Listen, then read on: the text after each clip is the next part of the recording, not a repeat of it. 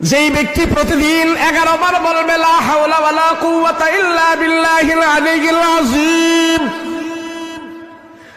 আস্তাগফিরুল্লাহাল্লাযী লা ইলাহা ইল্লা হুয়াল হাইয়ুল কাইয়্যুম ওয়া আতুবু ইলাইহি, লা হাওলা ওয়ালা কুওয়াতা ইল্লা বিল্লাহিল আলিয়্যিল আযীম।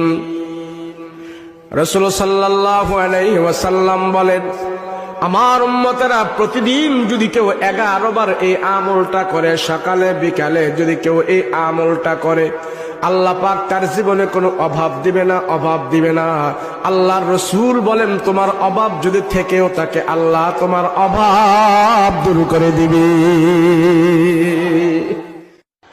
যেই ব্যক্তি প্রতিদিন 11 বার বলবে লা হাওলা ওয়ালা কুওয়াতা ইল্লা বিল্লাহিল আলিয়্যিল আযীম,